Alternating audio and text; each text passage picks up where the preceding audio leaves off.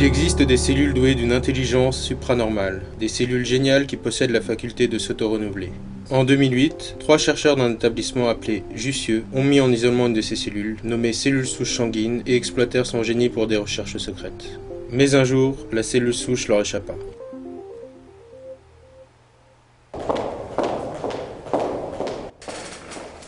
Ah non, pas cet épisode là, j'ai déjà vu 15 fois.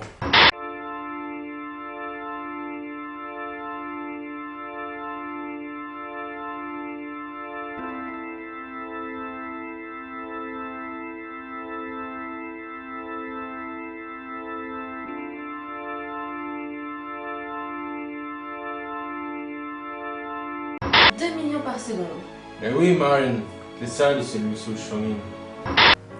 Philippe Smelty a débuté sa carrière avec un numéro de carte époustouflant durant lequel il recrée, pour nous, le renouvellement des cellules sanguines. Il prend une carte. Ah, c'est une cellule souche sanguine. Elle se divise.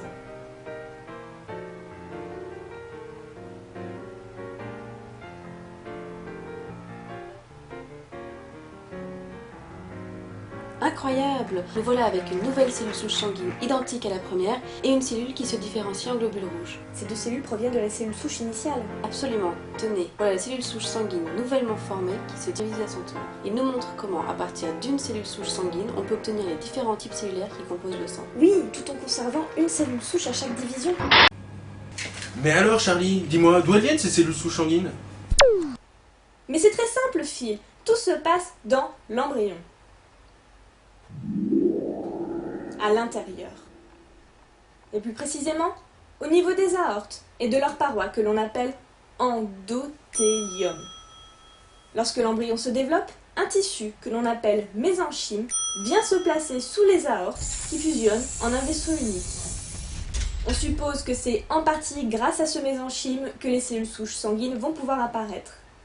Quelques rares cellules de l'endothélium changent de forme et d'identité et deviennent ces fameuses cellules souches sanguines. Ces cellules se détachent de la paroi de l'aorte et partent dans la circulation.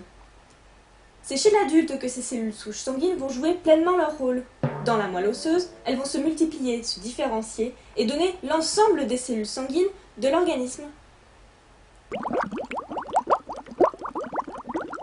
C'est grâce aux cellules souches qu'on a du sang dans tous nos vaisseaux.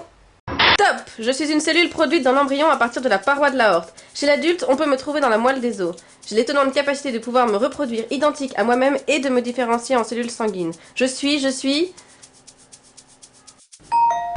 On compte en France plus de 60 000 étudiants en thèse. Mais aujourd'hui, à l'ère d'internet et du tout média, le métier de ces futurs chercheurs est encore mal connu du grand public. Que se passe-t-il dans ces laboratoires français? Quel est le travail de ces étudiants? 66 secondes plonge dans le quotidien d'une de ces doctorantes.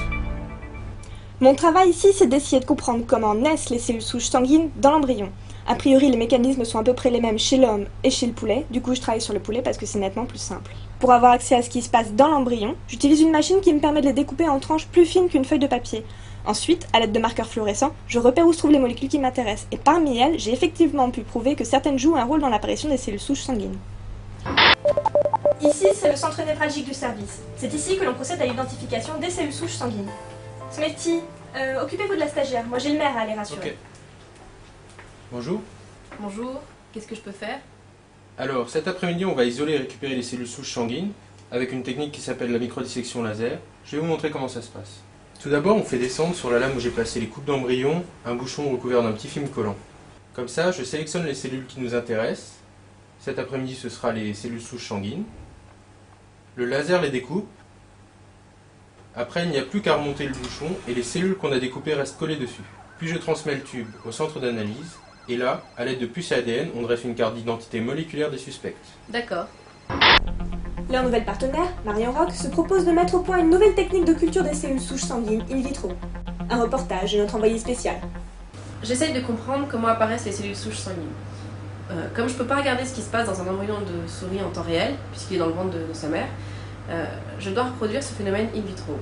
Donc pour ça, je mets en culture des aortes de souris, au moment où les cellules souches sanguines apparaissent, et je regarde ce qui se passe. Et effectivement, je vois qu'au bout de quelques jours, le pourcentage de cellules sanguines augmente. Tous les matins, je régénère mon organisme avec une dose de cellules souches sanguines.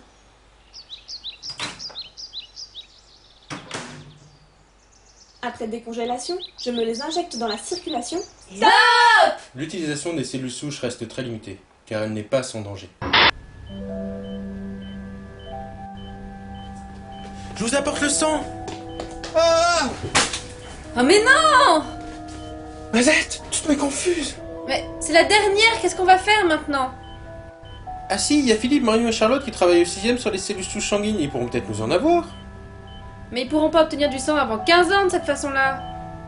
Oh non! Oh mais il y a vraiment rien d'intéressant à la télé.